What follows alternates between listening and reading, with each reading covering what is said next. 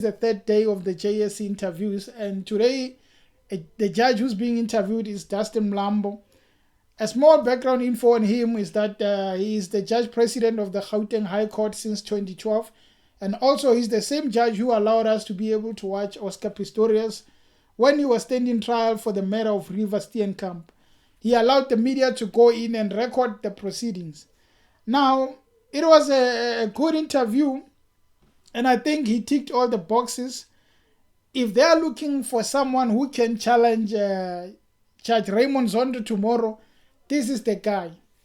Yes, we spoke about giving women a chance to be able to get that position. And if you take credentials and compare this person, Judge Dustan Mlambo, with the previous one, Mandi Samaya, who was being interviewed yesterday, it's obvious that Dustan Mlambo takes and ticks all the boxes. So it was an interesting one, and without wasting any time, let's pick it up from where he was asked about how he feels. This is what he had to say. Good morning, Judge President Mlambo. Good morning, Deputy President, and good morning, Speaker, Minister, Commissioners. Will you please switch your microphone on? It's on. Thank you. Are you well this morning, Judge President? I've lost 5 Ks since Monday. I think that tells you how I feel this morning, Deputy President. Such a light moment, but you can tell it's not easy to go into an interview and face all those people and not get scared. I believe he, as much as it was a light moment, he's telling the truth. It has been a difficult journey. But there was this question that was posted to him, which I found it very interesting. Listen to this. Thank you for that. Just my last question, and maybe we should speak about this offline as well. You finished your LLB in 2019. Yes. What was your experience with the LLB as a sitting judge, the content that we offer students? If you don't want to answer in public, that's fine. Then we can do it offline. But I would like to hear your views on that. I can answer. My problem is because I came with a lot of practical experience of applying the law, I found that I would be given low marks because when I answer a question, I come with a practical take of things. Yeah.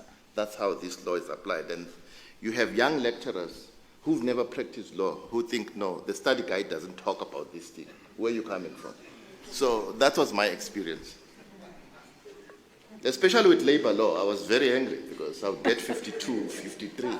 Yet I thought that was my specialist area. This was just a warm-up, guys, just to introduce you into what's going on. Now, I get asked a lot of questions on the comments about why do I seem like I focus on Julius Malema more than any other. And my thing is that this is like 10 hours of interview. It's like the whole 10 hours, like going inside and just quoting each and every person who asked a question. It's going to be like a 2 hours video. And we are not looking for that. But you look at the fact that each media house, each and every media house, they have this focus on Julius Malema because when he speaks, everyone wants to listen to him. And he brings more money to those media houses than any other politician. You can take Ramaphosa, for instance, and Lamola. If they are speaking, the viewership is not the same as when Julius Malema is speaking, but that's not the reason why I'm covering him. The reason is because it's more interesting to listen to the interaction of Julius Malema and the people who are being interviewed, all these judges. But then he asked a very interesting question, which is titled, which box to tick? This is the reason why we are actually covering Julius Malema more, because the question he asked are very interesting. To this whole clip that... Okay. So these journeys are slow. I'll give you that answer. So appointing you with all the qualities that we have, which I do not question, and I agree that you are one of the fine brains our country has produced. So appointing you as a Chief Justice, in terms of transformation, which box are we going to be ticking and say your appointment is an advancement of transformation in the judiciary? Well, my answer is we all bring different qualities to this body. And it is those qualities that must be looked at to find a candidate who is relevant and suitable at this time to be the Chief Justice. And that's why the President has shortlisted 4 of us. So I'm saying I am a candidate. I bring my own expertise. I'm a judge, a head of court in my own standing. Like President Maya says, don't look at her as a woman, but look at her as a judge. That's good. As a head of court. Look at me, I bring my qualities. And I'm saying, I have advanced transformation, especially gender transformation in what I do. I've shared statistics about the efforts I've made at bringing and appointing more women to the bench. The question should be, in all those qualities and our transformational thinking about how things can be done, who is best suited at this time to be appointed Chief Justice to continue on that transformative journey? And that's the answer I will give you. JP, unfortunately, you're not giving me an answer, you're giving me a question, because in your concluding statement you said the question should be, and that's not an answer. Me and you, we sit in this body and we fight a lot with a lot of people, including heads of courts, about ticking boxes in the transformation. I agree, you've got all types of qualities that no one can dispute.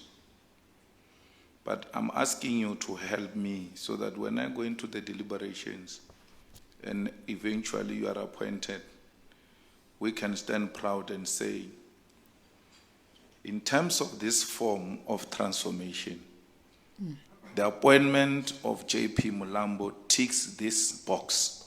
Yeah. And that's how we came to in line with transformation, not the qualities, the expertise that you bring. That I agree, I'm going to consider that in the debate. But as a person and a proponent of transformation, I want to be persuaded in terms of transformation agenda as to, in the support of your appointment, which agenda in the context of transformation will I be pushing? Which box am I ticking when I say, here is JP Mlambo, the new Chief Justice of South Africa, appointed and is going to advance, or his appointment is an advancement of transformation. Will your appointment tick any box in the form of transformation? The President will make that call if my appointment ticks the box. I think, Commissioner Malema, the issue is whether, in terms of ticking boxes, whether the qualities that I bring, the experience that I bring at this time of the South African judiciary, whether it is the right mix that is required for a leader of the judiciary. That's my answer. I can't take it further than that. Yeah, but then it means we must leave, because you're saying the President will make a call. And we are sitting here, asked by the President to come and help him to choose the best, and we're being excluded in that process, that the President will make that call if I'm making the right transformation appointment. I'm just saying, JP, I'm going to argue that in your answer to this question, then you exclude us and say, no, leave it to the President, when we also have a duty to recommend to the President a proper, suitable candidate who tick all boxes, including the box on transformation. I mean, it explains itself. The kind of questioning that Julius Malema tackles is not the same as the others. I mean, yes, those are judges being interviewed for a top position like a CJ, but it doesn't necessarily always have to be directly about the legal questions.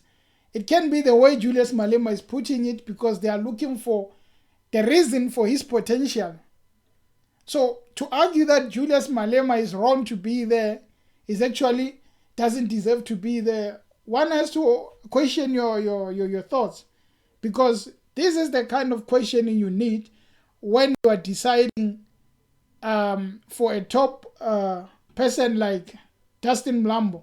You need to be able to find out how they think and what is the reason behind their position.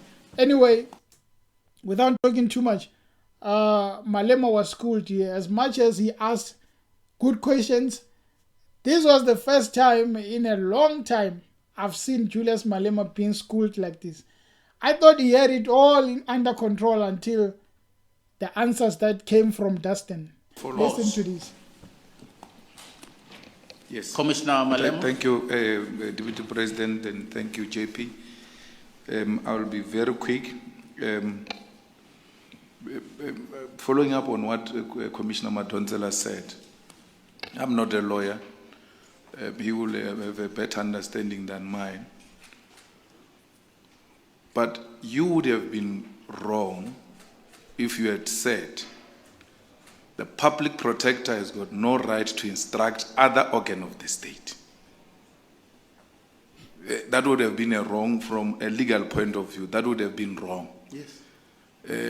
But the impression we got from the last judgment on this public protector that you had said she has no right to instruct another organ of the state. On the facts, I agree with you. You are correct. Let's say the remedial action says the joint committee must sanction the president. Correctly, so you said president is not a member of parliament, and therefore that remedial action can be followed through.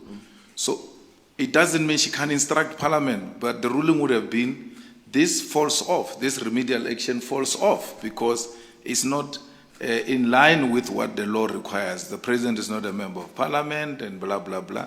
But to say, on the basis of that fact, you have no right to instruct another organ of the state, that would have been wrong, because from where I'm sitting in the EFF versus the president, that was very clear by yourself, where you said she can, like she did, and therefore that remedial action must be followed through. Yes.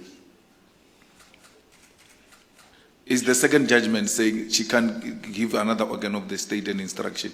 No, I think I read that judgment again. I'm sorry, should I? Yes, JP. I'm sorry about it, Michelle. I read that judgment again.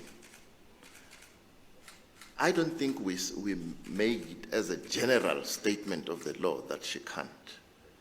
We made it fact specific that on the facts of this case, she can't do it. Because there was no substance to that remedial action in the first place. You remember the way the judgment is structured. We dealt with the remedial action first before we dealt with these two aspects of the case of going to Parliament and going to the NDPP. And in the first part, we were clear that there was no evidence supporting this remedial action. Therefore, it was a non-starter. Therefore, a public protector, where the facts are clear and her remedial actions can be applicable, it is well within her right to give another organ of the state an instruction based on her remedial actions, that you need to do 1, 2, 3 within a particular period.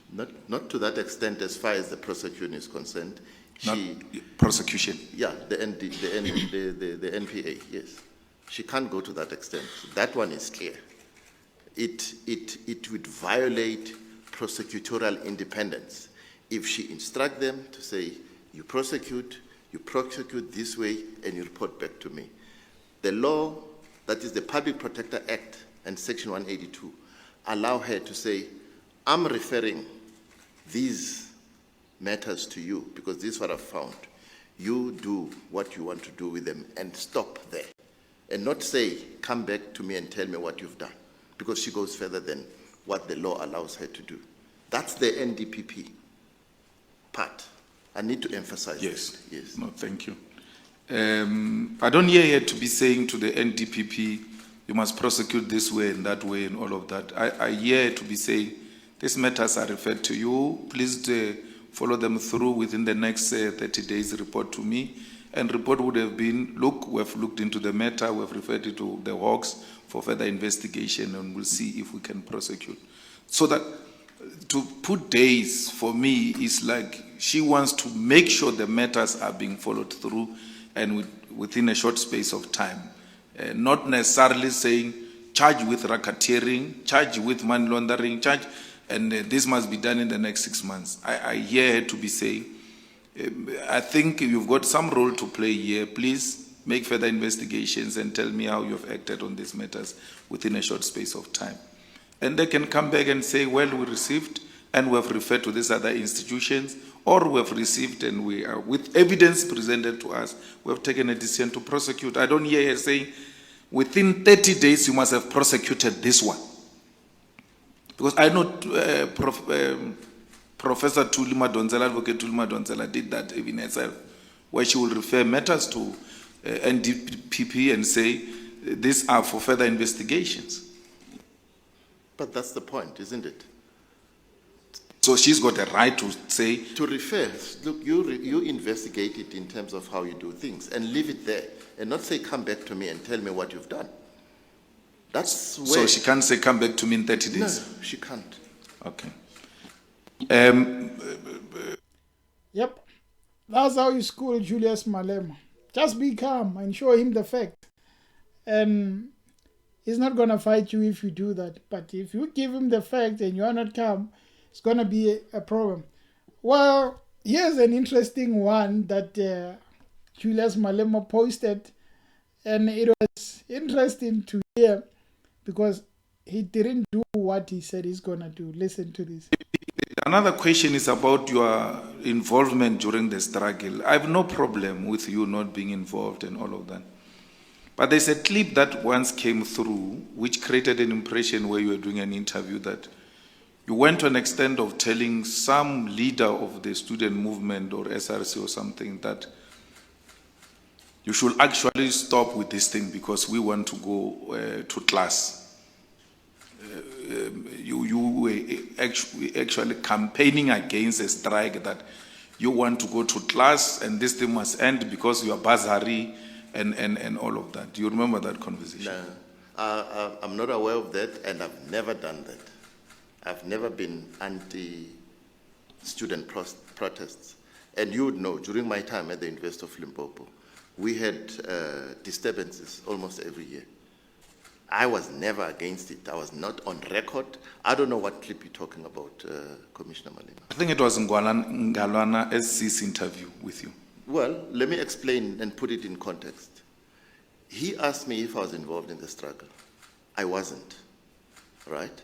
I was the first one to run when the cops hit campus, right? So the question he asked was about, there's this advocate who passed away a few years ago. I think she was the husband of Sesi Baloyi, right? I didn't know him on campus. And I don't remember ever meeting him on campus, right? What I said in the interview, so I said, oh, this is, I can't remember what his name, man.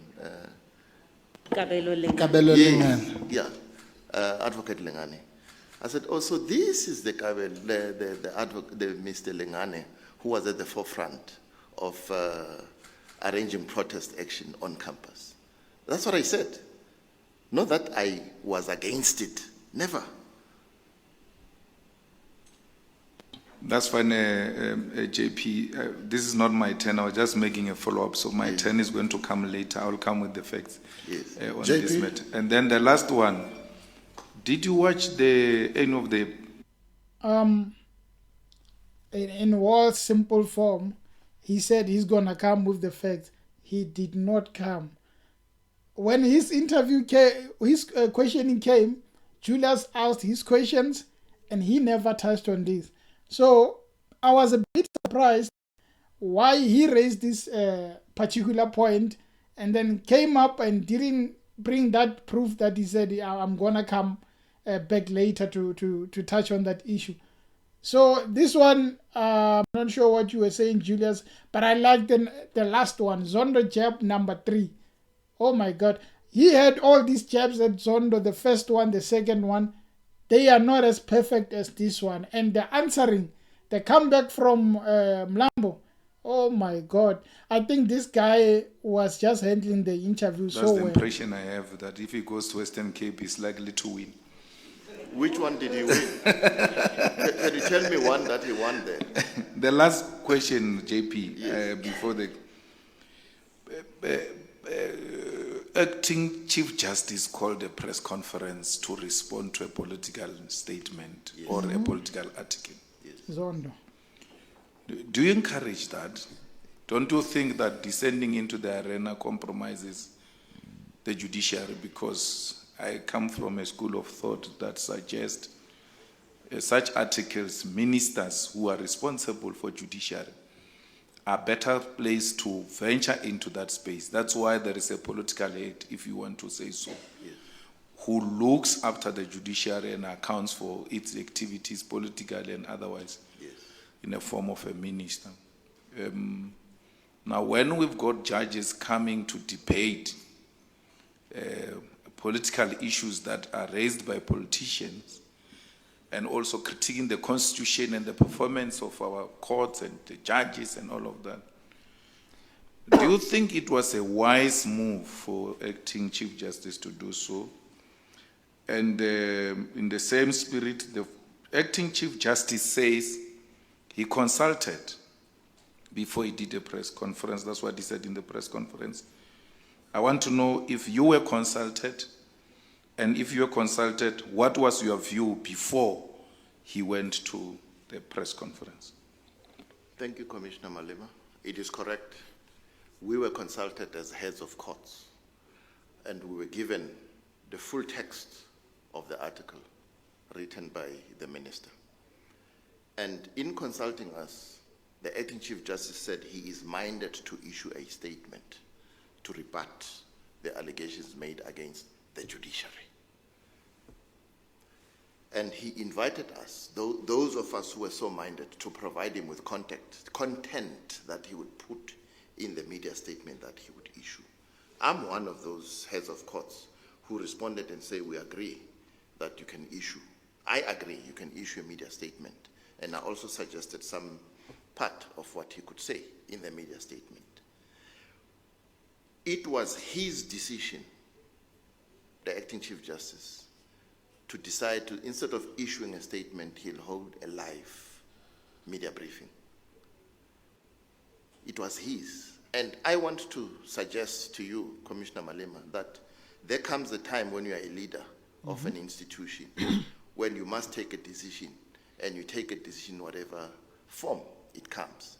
He took that decision, and I cannot fault him if that's what you want from me. If I would have done that, that's a different question, because it's happened. But I'm with him all the way in taking the decision to do what he did. And by the way, it's not the first time that it happened.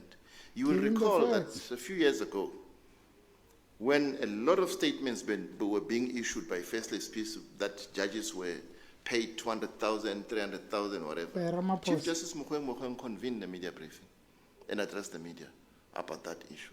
So there comes a time, sometimes, when a head of court or the head of the judiciary finds it necessary to take such action. So that's my response. Thank you. So when appointed as CJ, we are likely to see you in press conferences exchanging with politicians. I said, in answer to the question, whether I would have done it the same way is a different story. No, I'm now putting it to you. Not necessarily, no. We have a communications policy. Yeah, I'm sorry, I think you're still asking me. No, I'm done. I'm with you, JP. Okay. We have a communications policy in the Office of the Chief Justice and the Judiciary. I chair that committee. And it is clear that whenever there were issues that arise, say about a particular court, we source the spokesperson contacts the head of that court and sources the response and then provides a response. Mostly it's media statements. So it is during the Matojane saga, when a lot of things were saying, he, as Judge Matojane, wanted and implored me to say, issue a statement or call a media briefing. I discussed it with the acting Chief Justice and we agreed that no, we'll be giving oxygen to this thing. Let's not do that. It will die down. And we persuaded him. So I'm saying I will make a judgment call depending on what comes out. Yeah. And by the way,